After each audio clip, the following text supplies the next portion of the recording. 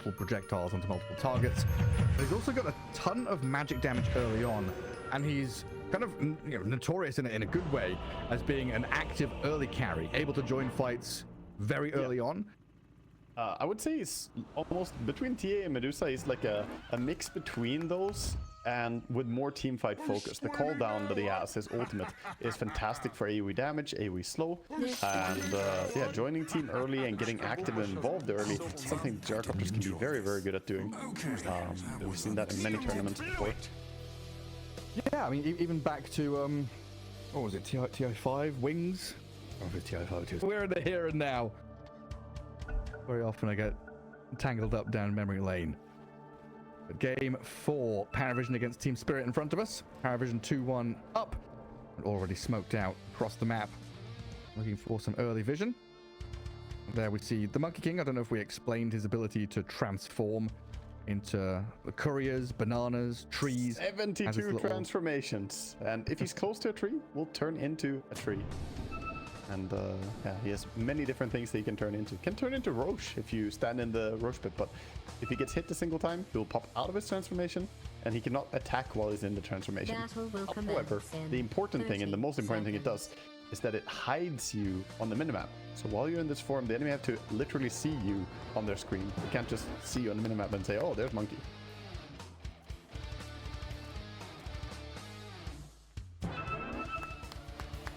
I've just noticed as well, Parivision have a bunch of plus badges on their heroes. We've not really touched on that. We've talked about signature heroes for people, but very often with Dota Plus in the game, the more you play your favorite hero, you get points, you level up, and you get this little badge where you can be a master or a grandmaster tier with thousands of games on it. Waga, you've got a few of those badges. All their cores are sitting at master or higher, so grandmaster on the Storm, of course. Oh, this sneaky sentry ward, the placement bottom, sentry by 9 class to pull the creeps to make it that they arrive to the tower a little bit later, and this is gonna make the creep wave push into the dire tower early on. Look at this gank mid though. Fatal Bonds with that stroke of fate, tons of damage onto that mid lane, gets first blood for Laurel against no one. You know, yeah. See, the thing is, it's a lane that's already hard for Storm, and then they try lane him. That's some severe bad manners. Wow, big smile in the all chat there. And it says 2015. Yeah, this is old style. We used to have always these double heroes ganking mid lane. Used to be the case. It's funny that I'm talking about 2015 a few minutes ago, and now so they. Wait, Dota is a cyclical game. It is a cyclical game. We come around full circle time and time again. I can't wait for Gyro to make a level 4 rotation, honestly. Yeah. With a quick move. They didn't lose too much time on the side lanes, meanwhile. Their other cores are completely fine. Did give a little bit of freedom to the other heroes on Parivision's team, but of course it offset that mid balance and made it very difficult for the Storm as he falls behind in experience. It's already a taste of the combos to come, right? You show that off early with the Fatal Bonds, the Boundless Strike, a big old stroke of fate, and you just know you're going to get under the skin of the opponents. That's the big damage that's coming. Poshka though, getting blood grenaded and run at, but Satanic can't land a meld on him.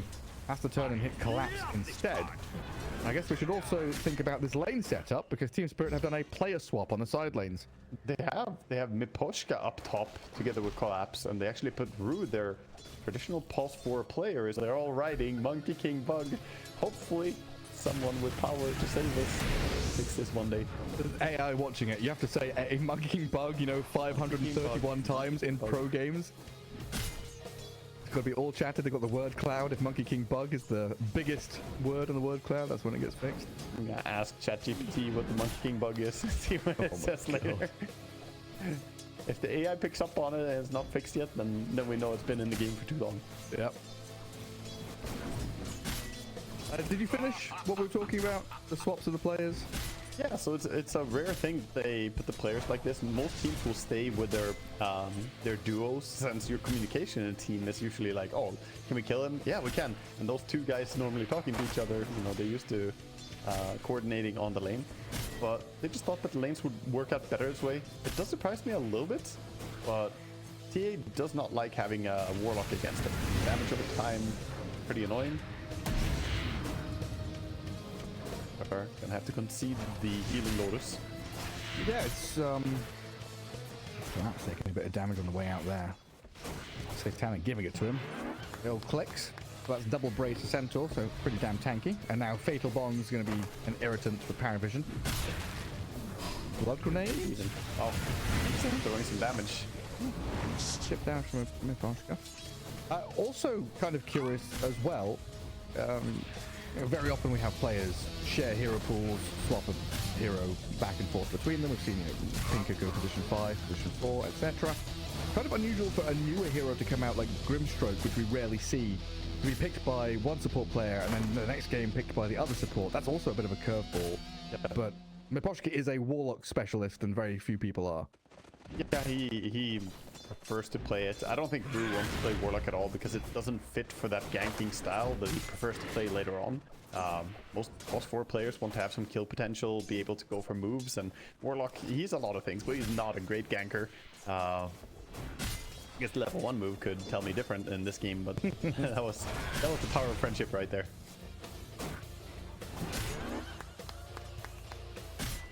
Mid lane continues to be difficult for Storm, but I mean, he has done a tremendous job at dealing with coming back into this game. No one is 22-1. Jumped by Laurel. Still gonna get the hits. The Monkey King hits 4 times, unlocks the Jingu Mastery. That buff above him is bonus damage and lifesteal. Jither can then through the old stick he's got. And now strike.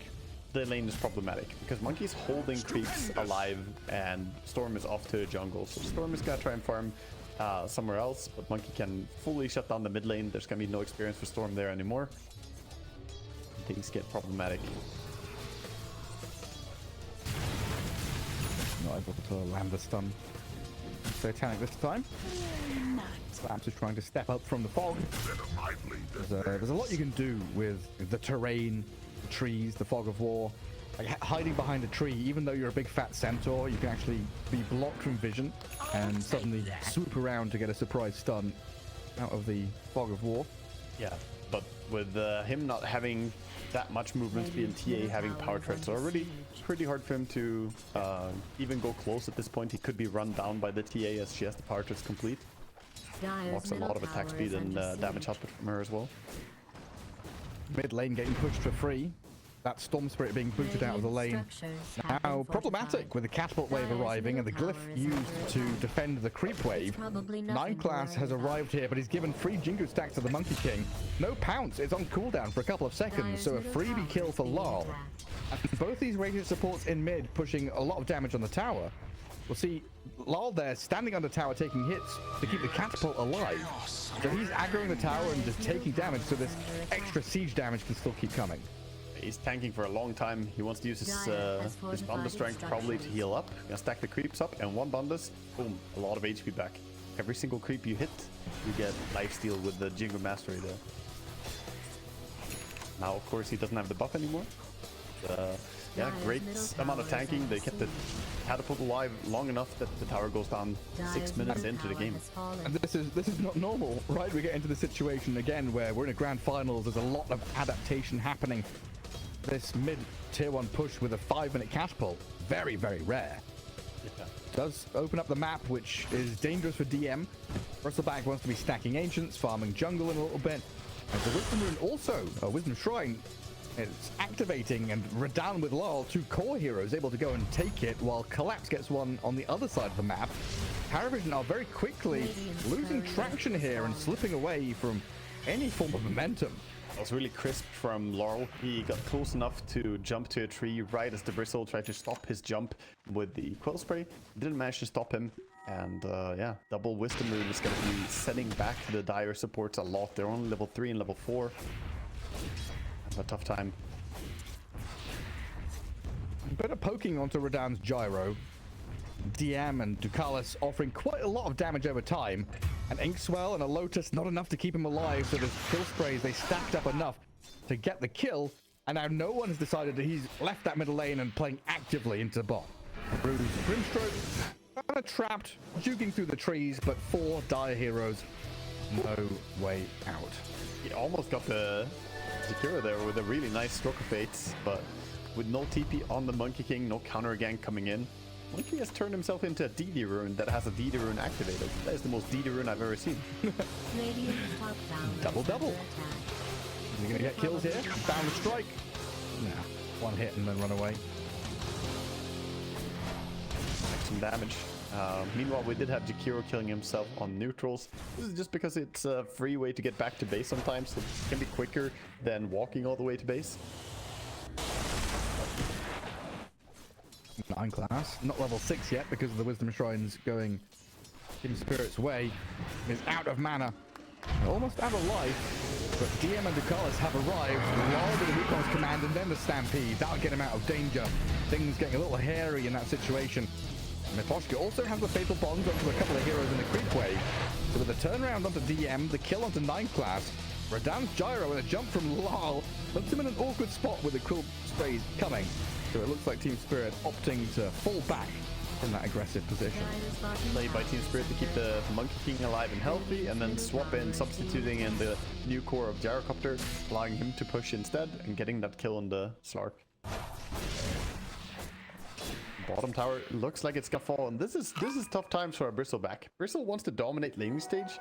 If you don't, and currently he's the lowest farmed out of all the cores, then it can be very, very tough to play as hero. We saw it earlier today as well with the jungling Bristleback of Crystallis, I believe. Yeah, playing it, not really hitting the timing he wanted. Especially if your jungle and your ancients are contested.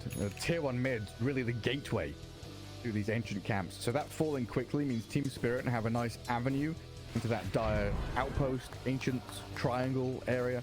There's a lot of names for it. It's the high value priority area of farming, which Bristleback desperately wants to stick around in. On the other side, we can see the Radiant starting to stack camps in their own ancient spot as well. So Dire are really struggling a lot on both the other cores. The TA is having a good game though, and I think Satanic is gonna have to do some big carrying this game to offset the early game that his teammates are having. See when he decides to join for fights and what they're gonna do. I believe the 15 minutes Tormentor timing is gonna be the most important to play for. Still a fun game. We got a question in chat. Oh, my friend. At times, where do we begin? At times it will be great joy, and at times it will be great grief, and everything in between, my friend. But I mean, I've played this game for over 20 years. I would say it's my favorite game in the world.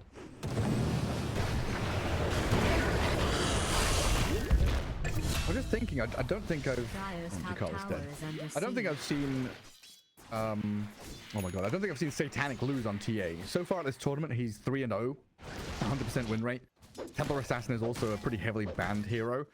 So I was thinking, Mickey got his hands on it once or twice. He was on a tear. Satanic is as well as one of their strongest heroes, and it's felt like when I've watched Templar Assassin in the game she's winning, there are these mad moments where she single-handedly wins a fight, like gets an Aegis, has 2 lives, and that's the tipping point to secure a game. And with such a skilled player like Satanic on it, you know that outplay can come. The style fits TA pretty well right now, how Dota is played, with all this emphasis on early objectives and taking Tormentor, taking Roche. She's a hero that naturally lends herself very well to that, bringing the minus armor to operate faster, and even bringing down towers faster. She's one of the only heroes in the game who buys Desolator right now, and that's great for taking objectives and towers as well. Well, I don't know if it's necessarily that like TA is really strong, or more so that TA fits very well to how these teams are playing. I guess she has a good hero archetype, you know, this Medusa Gyro TA kind of deal. Then you add in how she did get buffed recently as well. There was a very nice buff to her faction, giving her lower cooldown, which +1 charge and lower cooldown made her very, very popular. That is something to be said, right? Tanky heroes in general are very popular. We've gone on at great lengths about Medusa. Bristleback in this game, another story. Gyro is innately tanky through armor and stats. Mentor, kind of similar thing there. We've seen a lot of these tanky, unkillable heroes like Wraith King and Lifestealer also come back into the meta pretty heavily. Because it just makes the game hard to play against when people have multiple lives, basically. Shields and defenses. And TA is sort of unique in that she has refraction, which is a barrier that you have to break through. It's not necessarily crazy tanky outside of that, but if you don't have good stuff to deal with refraction, it can be hard to burst her. This game, they have pretty good things. They have the Ink Swell coming in later on when they get some levels on it. The Golem, the Fatal Bonds, the Shadow Ward, basically everything Warlock does is really good against it. Team Spirit taking up that top part of the map.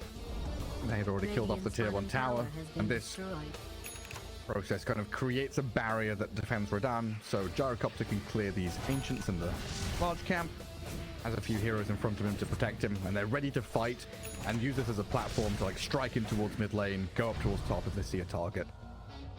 Parivision though kind of avoiding this and playing mid to bottom. Parivision trying to just hold on to what farming grounds they can. Mainly it's Team Spirit who are the aggressors. Miscommunication perhaps. Storm wanted that rune, but Nineclass took it. Radiant's bottom tower. Shield rune for him. No. Oh. Sometimes your support takes your rune. He saw the Monkey King sliding in, so he didn't have much time to decide, should I take it? Do I need to pick it before Monkey gets here? Just went with the instinct. The gut read.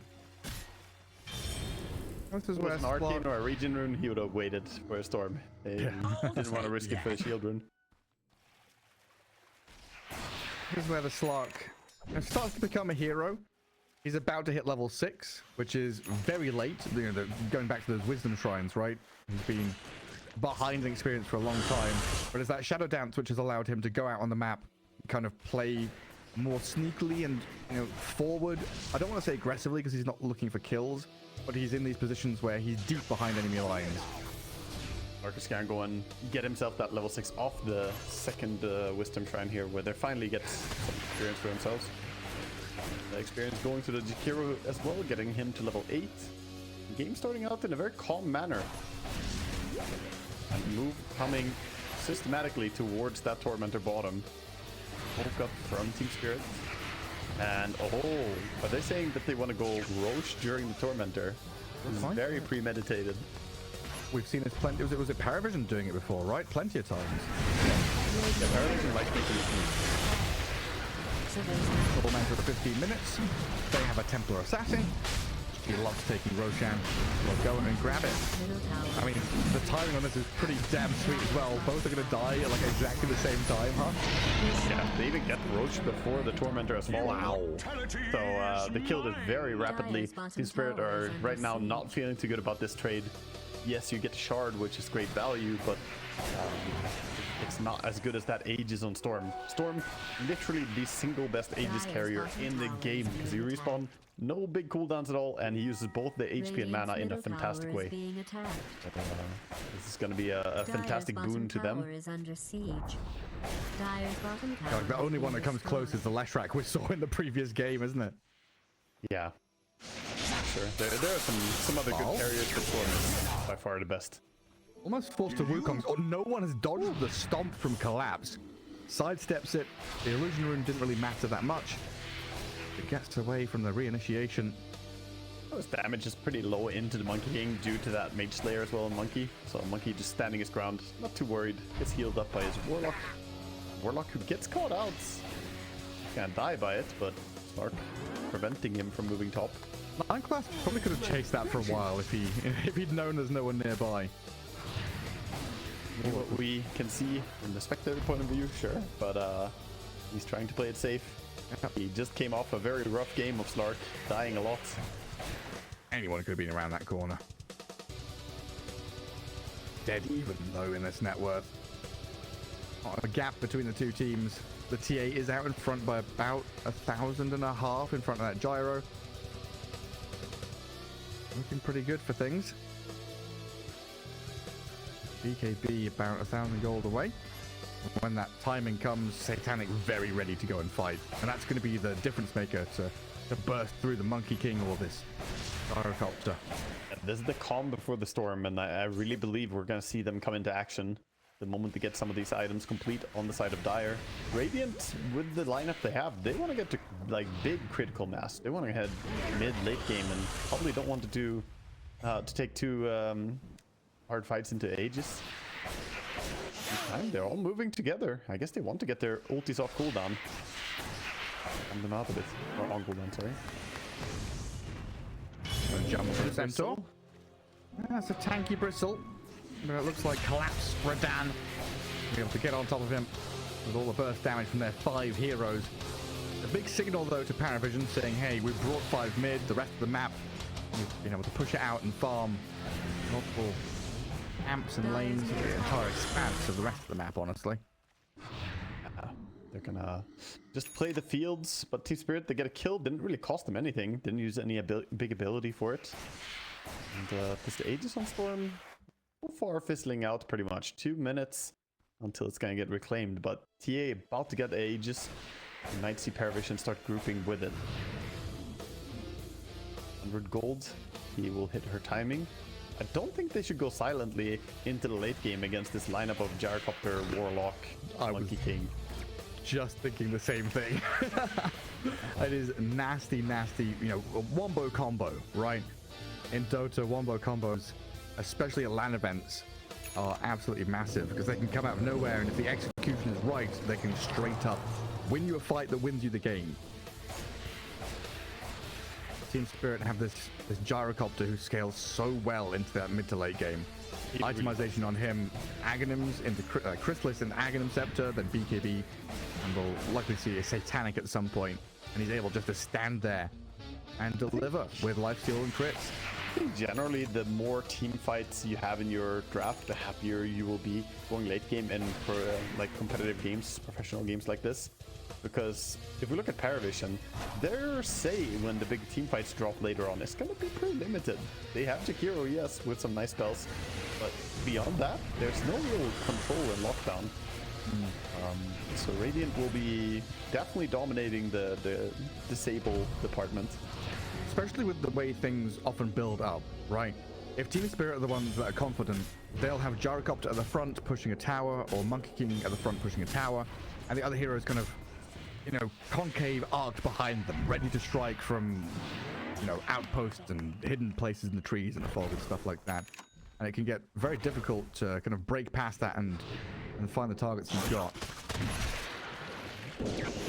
Through the gate, the TA with her BKB, thinking perhaps of the 21-minute wisdom. Not really gonna go that far though. He has extremely low mana right now, even though the Aegis can reclaim and give him a refill. There's a scan there. Yeah, they figured out that someone was up on the high ground. The hero gets scanned, stampeded, and killed. Actually, a lot of gold just for getting a single kill. 600 there for taking down the Jakiro. Such a slow game, getting takeoffs is definitely worth the random ulti. And class steals the enemy wisdom. It's only right, I guess they took his wisdom earlier on. Yeah, there's that old Dota adage, right? The old saying that at some point, you know, you don't get the throne for free. You have to fight your way up the high ground. There will be a fight at some point. Your enemies aren't just going to get pushed over and fall one by one. There's going to be some kind of 5v5 clash. That's why you want these big team fight ultis. Playing dagger on TA is definitely going to be a more aggressive item though. Perhaps thinking about joining mid lane. Jump on a gyro. So tanky though. With the backup coming in, collapse. Not able to save Radan. Not tanky enough, he dies. Wukon's command, well, zoning them out, but Lard dies as well. Satanic just offers so much raw physical damage, bursting through these relatively tanky heroes. They appear to be fine until Satanic says, no, actually, you're going to die. Now he goes for a third, misses uphill onto the Rue Grimstroke, but 9 class is going to close the gap and keep tabs on this Grim. So a Ghost Scepter, yes, delays things, but a Yule's in the sky come down with a third.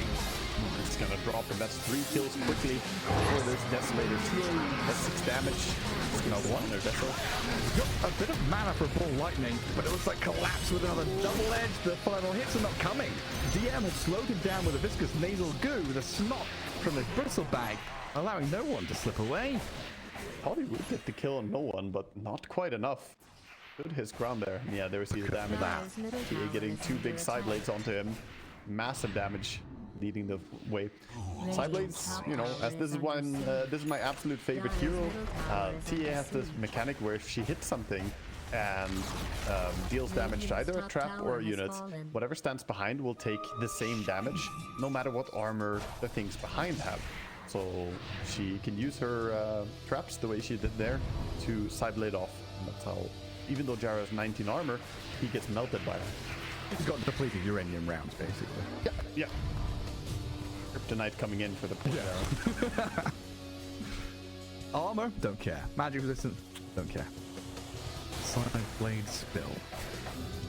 A bit of turn in momentum as well. Parivision going against this flow where Team Spirit were building up, getting ready, getting stronger. This timing of that Blink TA you called out for, and the BKB on No One Storm as well, paying off big time. Has got them into a situation now where TA is absolutely monstrous. Low enough at top though. Just a little bit too late. He didn't have his BKB completed yet when they went on him. He was 800 gold away, so the timing difference was really what happened there. Miposhka does get spotted in the jungle. Easy pickings. Storm Spirit very happy to get involved in these kills as well. A hero that has stacks that build up. The longer you go staying alive, getting kills, not dying, the more mana regeneration you're going to get. And he has Witchblade coming out. Going to add a bit of extra damage for him and a little bit of extra armor to give him some defensive capabilities along with that BKB. BKB is fantastic for protecting yourself against spells, but the armor value of Storm feeling a little bit low, so the Witchblade is a nice mix. Gives you armor, gives you damage. It's a fantastic item. Still has a haste bottled up as well. What is this? 25 minutes in, Tormentor died pretty much on the dot as he spawned. So Parivision readying themselves for that next objective. Roshan could start spawning, but we don't know yet. The TA does, however, know exactly when Roshan's coming up. Yeah, we can see as casters, if we look over to Roche bit, we can see exactly a little mark indicating for when Roche is spawning, but of course only we and Dire know. Radiant do have a clue when it's up. Collapse? Swat away this little fish that's nipping at his heels. Smart disengage. I like that Parivision are able to get away from the idea of committing to the centaur there. He is big and he is tanky. He is the worst possible target to initiate on. And now instead, kind of dangling DM in this mid lane. The Boundless Strike and the Stroke of Fate don't land, so Bristleback steps away, and he's the one now that's kind of baiting, putting himself in harm's way. The rest of the team behind him, but this nice Soulbind in with Stomp and Collapse lands onto the two of them. Slark and Bristleback still alive though, but standing into onslaught. The golem is dropped on top of them though. Bristleback should be dying in the end. Slark escapes, Storm is going to slip away. Team Spirit expend a lot here, and with Satanic coming in with his own BKB, they focus Rodin and kill the Gyrocopter. Another massive team fight arrival for the Templar Assassin. A huge play forward now from the rest of Parivision gets them a double kill on TA. That's Team Spirit spending their entire arsenal. All their munitions, all their ammunition down the drain to get one Bristleback kill, and TA comes in and cleans out a Gyro and moves into Roshan. EA is playing a really good, impressive game here. The youngest player on stage, Satanic, the young talents, absolutely delivering 5-0 and 1, landing very nice side blades as well in these fights. They're tricky to do. They're not easy to execute as flawlessly as he's doing. He's making me smile a little bit there, you know. I always feel bad when TA players don't really unlock the full potential of the hero, but he is very locked in right now, man. Yeah. In the zone, and he's gonna take down Roche, get the Aegis. He might be the one taking it since they want to push high ground. He is the better hero to break the high ground, where Storm is more of a pick-off hero, so giving Aegis to him is not gonna allow you to push into the enemy base that easily. The wild thing is, Satanic is on loan from Team Spirit, right? They're going to catch on the Monkey King down the bottom. And another massive kill here, thanks to No One's Storm gap closing onto Slark's vision as they start out with that little scrap. Yeah, Satanic is... bullets right now. Yeah, on loan. Wait, seriously. Soon he's going to be the one getting loaned out, man. Parivision really showing as well how good they can play as a unit, no matter who their carry is. winning with think- Chrysalis, winning with Satanic. I do think that the Team Spirit got baited a bit. TA laying in the damage onto the Centaur. He's trying to juke. And 9 class also poking at his gyrocopter, making sure that Radan can't really join in the fight either. DM now arriving, swinging in through the back, and this is a real pickup in the tempo. BPM building up suddenly from Parivision as they go past the towers, play aggressively up into Team Spirit. And they've forced all 5 of Spirit back to their base. So if Parivision now disengage and say, okay, we go back and farm somewhere, they get massive value. Yep. Team Spirit are kind of locked in now. They're smoked up, they want to fight, they need to go and connect in a meaningful way onto core heroes. And if they don't get that connection, it is rough for them. Satanic does show himself, turns on the collapse, the Centaur is dropping, but there's a Soulbind, Fatal Form, chaotic offering, drops on their heads. Big damage spilled out onto Jakiro. Second Life is there for the TA though, so she'll respawn and be able to ditch out some DPS back on the wall, Miposka, and then chase for more. Radan trying to stand his ground and fight back, but no one with Satanic. They just punch him into the ground. A 5-man wipe. That is disastrous for Team Spirit. They got really outmaneuvered in that fight. They tried to dump all their resources, but TA having the Aegis, it was a risky fight to take it. Gem can get recovered by the Storm as well. Another fight where the TA is just shredding through anyone who dares get close to her. And a lot of this is because of the Bristleback as well. The goo facet Bristle is giving so much minus armor in these fights.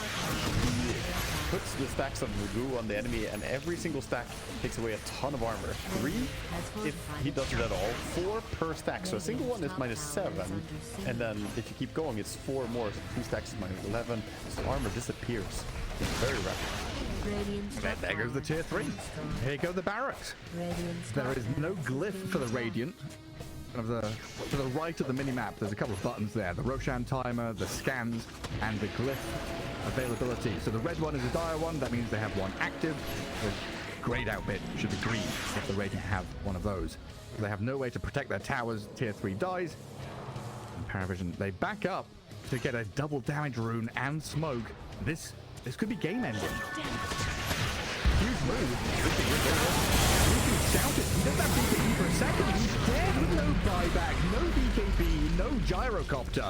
And Parivision striking into the hearts of Team Spirit now. A jump onto collapse. Satanic pokes at him a little bit.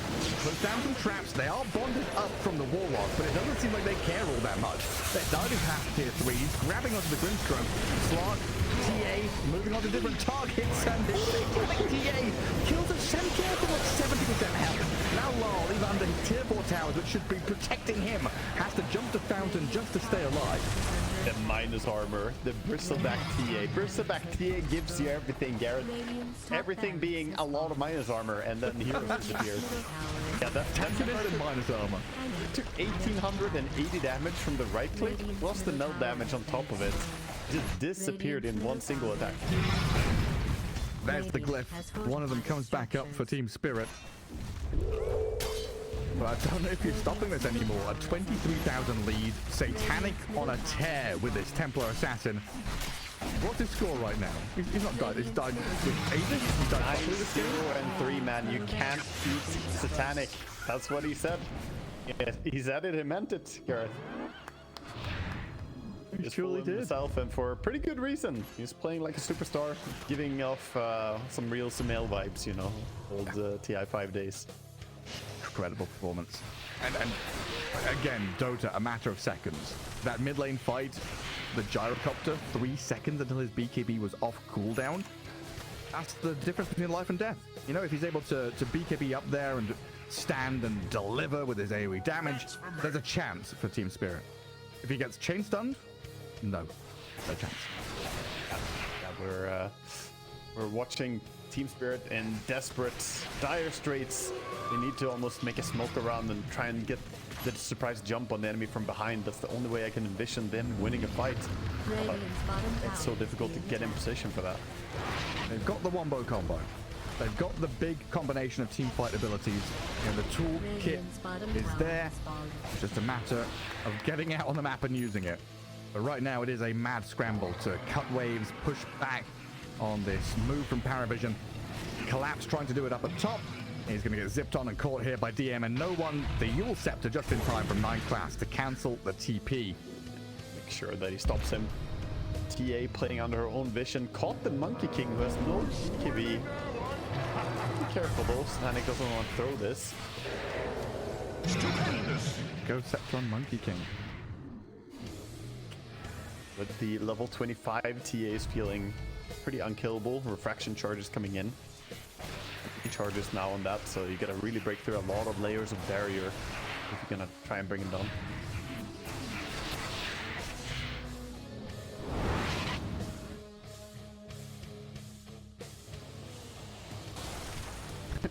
Have you heard of the boots theory? Cute little thing. Walking forward. Little Emperor Warlock. He's dead. Oh my god. Have you heard of the boots theory? Boots theory. Elaborate. So it's from a Terry Pratchett book where there's a captain of the watch, right? So the boots theory is the idea that if you're rich, you can afford to buy a pair of boots that last your entire life. And if you're poor, you have to keep buying shitty boots throughout your life. You buy a pair of boots, that they wear out, you have to buy a pair of new ones. I kind of feel that way about the Ghost Scepter here. The Monkey King, he's poor, he can't afford big, cool items, he can't get an assault cuirass, he can't get armor, so he has to buy this shitty pair of boots, this little Ghost Scepter to defend himself against the TA. It's just such a sign of desperate socioeconomic frustration and struggle that the Monkey King is going through. Beautiful reference, and yeah, I absolutely agree. This is a problem of being behind and having to spend money to solve small issues that if you're rich enough, you wouldn't even think about them. Parivision, of course, they don't have these problems. They don't even need to get boots, you know? Why boots when you can have swift blinks? Would be upgrade into that. Horses and carriages. Exactly. Teleportation devices. Incredible technology. You know, testament though to Team Spirit. The game, you know, a lesser team, the game would have ended already. Team Spirit are kind of out there on the map, delaying things, making sure that this game doesn't end. They can get to this next round of items and maybe find a way to weasel back into things. A 29k lead, not completely insurmountable. But if Radan gets caught, BKB TP's home, make sure that the safest route is used. Didn't see him use BKB. So they can't know that his timing is down. They can play on the cooldown. He did do it in Fog of War. He tucked himself into a little tree line before TPing out. As you said, they're doing the best they can to hold on. But a 30,000 gold lead at 35 minutes is absolutely monstrous. It is a near insurmountable task to try and turn this game around. Gyrocopter showing himself bottom. Shadowblade is purely for safety. Radan saying that, you know, I don't have anywhere to farm, so. Mariana's trench of net worth lead there. Even 9 class could just set up on him, right? There's a Gem Slark with Yules and Hex. This Slark could catch you for 10 seconds pretty much with Hex and Yule Scepter pounce. Trap you in for a long time before the storm arrives. The map is starting to tighten up around them, like a net around little Team Spirit fishies. Top lane has to be dealt with. Mid lane is going to be then trending in towards them. Roshan, you know, potentially alive in 2 minutes, but it looks like TA exactly when. knows exactly when it's up. Is already in the pit. We can see it, the little shining mark there on the Aegis respawn, or Roshi respawn, the clock, if you will. In just a few seconds, it's gonna come up, and she's gonna immediately tear into it. Yeah, so the meld. It's the meld. That happens. Wait so much, you anticipate this moment. Let's go. Even though he missed that, their minus armor is absurd. Roche went down to nice 22 armor. The bristleback in the TA. But meld stacks, right? So you're there, you're melding your invis, the cooldown is ticking, and you're allowed to hit, and then you meld again, you hit again, and that minus armor additively stacks up. Now with Refresher Shard on an Aghanim's Jakiro, I mean, we haven't hyped up the support much, but this is a serious title. He's level 18 with Aghanims and Refresher Shard. Jakiro could just absolutely destroy the Gyrocopter on his own in the fights if he drops a good double ulti. It's insane. Absolutely monstrous on this Jakiro. And at this point, Spirit have defender's advantage. They've got buyback from 4 of their heroes. Gyrocopter, not one of them. Parivision, if they kill the Gyro, They just outright win the game, and that's why Radan is currently invis, hiding in the trees as far away as possible from any kind of jumps. Just by showing up like this, they forced all of Team Spirit to go back to base. Showing up at their doorstep saying, hey, we're here to push, and Team Spirit have to, you know, it's like keeping them honest, making sure they stay in base. And now that Team Spirit are back herded into their base, they push out the side lanes, use the entire map, and Team Spirit are just flailing to get whatever they can done. It's so hard, scrambling for items at this stage. Wall has not queued up a BKB, but I feel like Manta surely is not it. I think BKB is the play, brother. I don't know if it's going to be enough. I mean, you need a lot of things in this game. Yeah, it's rough, isn't it? Commits for the Manta. Just get whatever you can before the final fight. Yeah, I mean, Centaur just bought an armlet, right? They are buying every little bit and bob they can possibly find. It means Centaur doesn't have buyback, but potentially he's got outplay capabilities with his armlet probably on and off. Starting it off here with a jump on the TA. Strong into the back though, trying to get a catch there. Radan standing his ground with the BKB, but they've lost the Monkey Beam and the Warlock already. Buybacks are available, but Parivision are still here with Aegis, Cheese, and a shitload of damage to take down the tower and the objectives in the Radiant base. Smart Shrouds, you just Jump. focus. Miposka's dead. The dieback of the Warlock gone for 70 seconds. And Monkey King's going to have to buy back, but it's still a 4 versus 5. Then you plus 1 of the Aegis, 1 of the Cheese. It's 4 versus 7 at this point. Parivision have a tremendous numbers advantage. And the Gyrocopter, again, he doesn't have buyback. If he dies here, the game is over. So the focus really is on Radan. He's dead to GM and no one. GG is called. Congratulations. Parivision, the victors of ESL One Raleigh. And he adds it with a Rampage. And getting tipped as well by the old guard. There's no one throwing a tip to Satanic for his performance here in the final.